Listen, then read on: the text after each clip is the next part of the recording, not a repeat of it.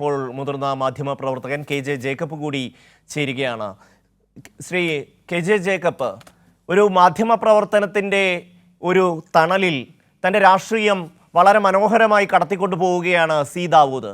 എത്രയോ പ്രാവശ്യം നമ്മളിത് കാണുകയാണ്. ഇപ്പോൾ അങ്ങനെയല്ല. ഇപ്പോൾ വസ്തുതകളടക്കം മറച്ചു വെച്ചുകൊണ്ട് CPIM-ന്റെ പ്രമുഖരായിട്ടുള്ള നേതാക്കൾക്കെതിരായ ആരോപണങ്ങൾ തൻ്റെ ഔട്ട് ഓഫ് ഫോക്കസ് എന്ന പരിപാടിയിൽ കൂടി ഇദ്ദേഹം നിരന്തരമായി നടത്തുകയാണ്. ഏറ്റവും അവസാനം ഇപ്പോൾ വണ്ടൂരിലെ മുൻ MLA ആയിരുന്ന N കണ്ണനെതിരെയുള്ള പരാമർശമാണ്. താങ്കളുടെ ശ്രദ്ധയിൽപ്പെട്ട് കാണുമല്ലോ അത്. അത് പിന്നെ പത്രപ്രവർത്തനത്തിനിടയ്ക്കൂടെ രാഷ്ട്രീയം കടത്തിവിടുന്നതുകൊണ്ട് പ്രത്യേകിച്ച് കുഴപ്പമൊന്നുമില്ല. അങ്ങനെ എല്ലാവരും ചെയ്യുന്നത് നിങ്ങൾ കൈരളി ചാനൽ അതിന് ചെയ്യാറുണ്ട്. അതല്ല പ്രശ്നം. അതിൻ്റെ ഇടയ്ക്കൂടെ വർഗീയത കടത്തിവിടുന്നു, മനുഷ്യരുടെ ഇടയ്ക്ക് വർഗീയ വിദ്വേഷം കടത്തിവിടുന്നു, മനുഷ്യരെ തമ്മിലെടുപ്പിക്കാനുള്ള ഈ പിന്നെ തിരികൾ അതിൻ്റെ അകത്തോടെ കയറ്റിവിടുന്നു എന്നുള്ളതാണ് അതിൻ്റെ അകത്തെ പ്രശ്നം. അത് ഇന്നും ഇന്നലെയും തുടങ്ങിയതല്ല.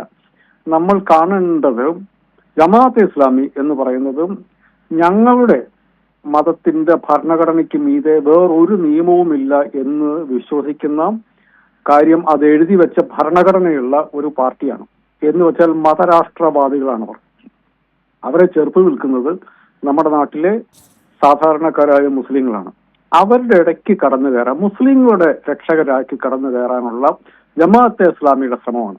അതാണ് നമ്മൾ കണ്ടുകൊണ്ട് ആ ശ്രമമാണ് അയാൾ ഇതിന്റെ ഇടയ്ക്കൂടെ നടത്തിക്കൊണ്ടിരിക്കുന്നത്. അതല്ലാതെ അയാളുടെ രാഷ്ട്രീയം പറയുന്നതിന് നമുക്ക് എന്താണ് അയാളുടെ രാഷ്ട്രീയം എന്നുള്ളത് മതരാഷ്ട്രമാണ്.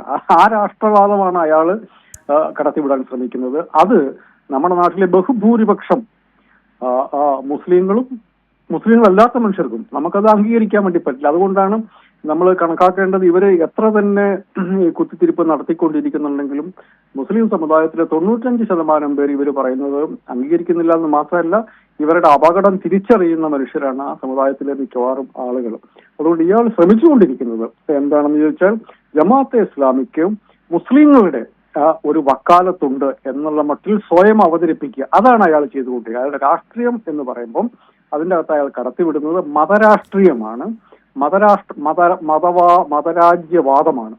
അത് കടത്തിവിടാൻ വേണ്ടിയിട്ട് അത് സാധാരണഗതിയിൽ കടത്തിവിട്ടാൽ ഈ നാട്ടിലെ ബഹുജനങ്ങൾ അത് അംഗീകരിക്കില്ല എന്ന് അയാൾക്ക് അറിയാവുന്നത് കൊണ്ട് അയാൾ മുസ്ലിങ്ങളുടെ ചെലവിൽ, മലപ്പുറം ജില്ലയുടെ ചെലവിൽ ഈ സാധനം കടത്തിവിടാൻ വേണ്ടി നടത്തുന്ന ശ്രമമാണ് ഇപ്പം നമ്മൾ കണ്ടുകൊണ്ടിരിക്കുന്നത്. അതിനുവേണ്ടി ഏതറ്റം വരെയും പോകും.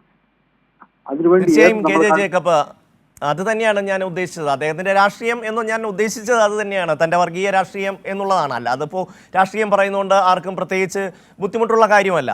ഇവിടെ ആ ഒരു തലം, അതായത് അതിൻ്റെ ആദ്യത്തെ തലം കടന്ന് രണ്ടാമത്തെ തലത്തിലേക്ക് എത്തുകയാണ്. അവരുടെ തനതായ മൗദൂദിയൻ ശൈലി, അതായത് ആടിനെ പട്ടിയാക്കി അവതരിപ്പിക്കുക എന്നുള്ള ആ ഒരു ശൈലിയിൽ അതവർക്ക് ആവശ്യമുണ്ട്. കാരണം എന്താണെന്ന് വെച്ചാൽ അവർക്ക് മുസ്ലിം ഇപ്പം ജമാഅത്തെ ഇസ്ലാമി ഇന്ത്യയിൽ തുടങ്ങിയിട്ട് എനിക്ക് 48 കിലോമീറ്റർ തുടങ്ങിയതാണെന്ന് എനിക്ക് തോന്നുന്നു.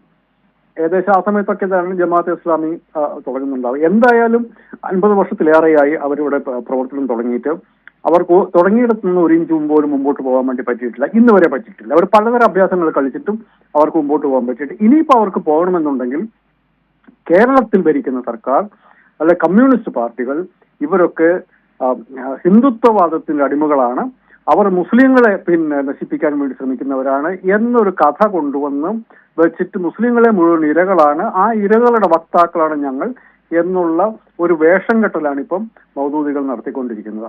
അത് മാത്രമേ നമ്മൾ അതിൻ്റെ അകത്ത് തിരിച്ചറിയേണ്ടുള്ളൂ.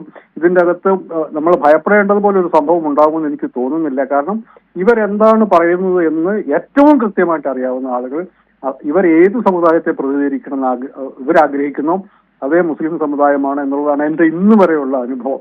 അതുകൊണ്ട് അവരെ തെറ്റിദ്ധരിപ്പിക്കാനും അവരെ ചാക്കിടാനും വേണ്ടിയുള്ള ശ്രമമാണ്. അപ്പൊ അതിനുവേണ്ടി അയാൾക്ക് എന്ത് വേണം? സാധാരണഗതിയിലുള്ള വർഗീയത പറഞ്ഞാൽ ലേശുന്നില്ല. അപ്പം ഈ നാട് ഭരിക്കുന്ന, ഈ നാട്ടിൽ ഏറ്റവും കൂടുതൽ ജനങ്ങൾ അംഗീകരിക്കുന്ന രാഷ്ട്രീയ പ്രസ്ഥാനങ്ങളൊക്കെ വർഗീയവാദികളാണ് എന്ന് ഒരു കഥയുണ്ടാക്കി അത് അവരെ വിശ്വസിപ്പിച്ച് നിങ്ങൾ ഞങ്ങളുടെ കൂടെ നിന്നല്ലാതെ ഞങ്ങൾക്ക് രക്ഷയുണ്ടാകില്ല എന്നുള്ള കഥയുണ്ടാക്കി പറയാം.